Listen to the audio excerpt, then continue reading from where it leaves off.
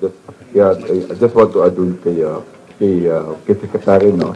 What happened kaya ito nahuli is because of yung mutual agreement namin, mutual understanding between the Philippines and the Philippine National Police and the Indonesian National Police. Kaya kami hinahabol po namin yung Secretary kasi wala naman siyang kaso. Wala siyang kasong kriminal and it's only contempt. Kaya yung hinahabol namin kasi sabi ng Indonesian National Police, wala silang jurisdiction kasi wala naman talagang criminal case. So what happened, hinahabol ko namin and at least kahit na paano napag-usapan sila to take care of dun sa ano natin and kaya nga nagkakaproblema kami kasi since walang kaso at nahihirapan na rin yung Indonesian National Police kung paano lang i-hold na matagal. At kung sabi mo, I just want to add, no, kaya nag-smile kanina, in the first place, wala siyang kaso noon that time. During that time, napaalis na kami sa airport at we received yung warrants of arrest coming from the RTC dun sa Tarlac. But the rest is, it's more of yung babae confiding at us na kung ano talaga nangyari, kung sino yung mga nagkakaroon siya ng death threat, yung mga problema niya. And it so happened na nakuha kami ng picture. Maybe I don't know kung sino kumuha ng picture, but it's more of na ano talaga. Natutuwa siya talagang iba yung first time niya makita yung secretary natin and me, they feel so comfortable.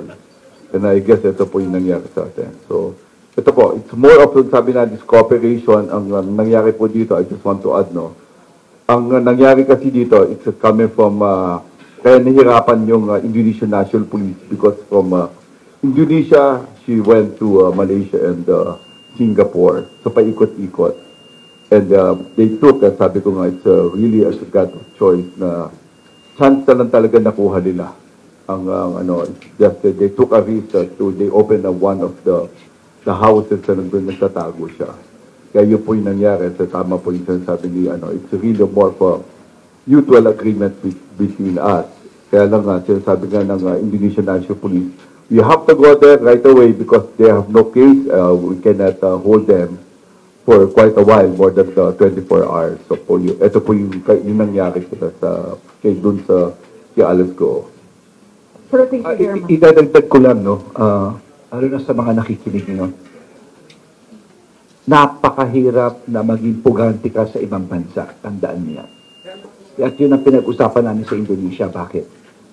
Yung Interpol, yung International Police ng Pilipinas, ng Indonesia, ng Singapore, ng Malaysia, magsasanib pwersa yan. Kung anong nangyari rito ngayon sa Indonesia at Pilipinas, yan ang mangyayari sa lugar na ito. Talaga magtutulungan. Yun po ang napagkasunduan natin.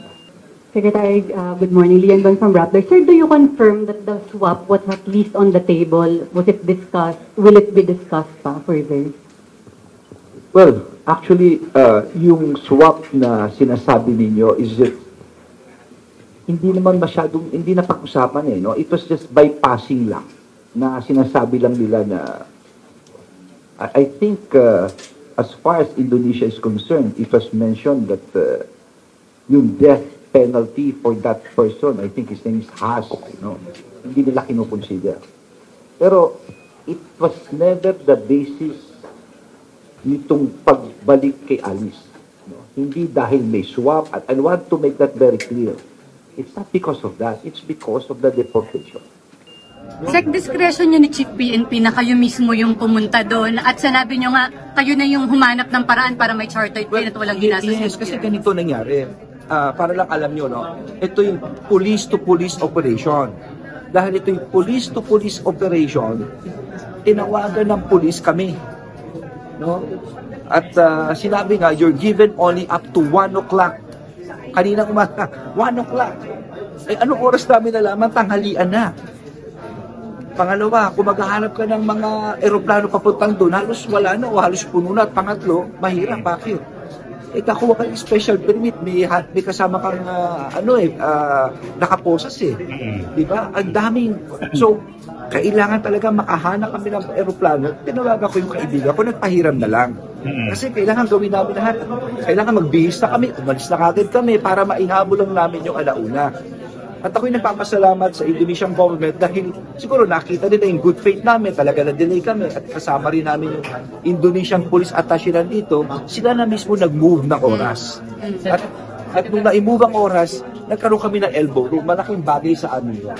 So, Sec, may risk kanina na kung na-late kayo, i-release Naku, na ng yun ang Indonesia. sinabi sa amin noong una. Kung hindi kami umabot ng alauna, release siya. So isipin nyo, nataranta kami talaga. Nagpunta kami roon, bahala na. Bahala na. At pinaalam ko nga sa ating mahal na presidente ito. No? Sabi niya, yes, Bernard, sige, puntahan nyo para mauwi nyo na si Alice ko. So, bahala na, kako, sige na. Laban na to.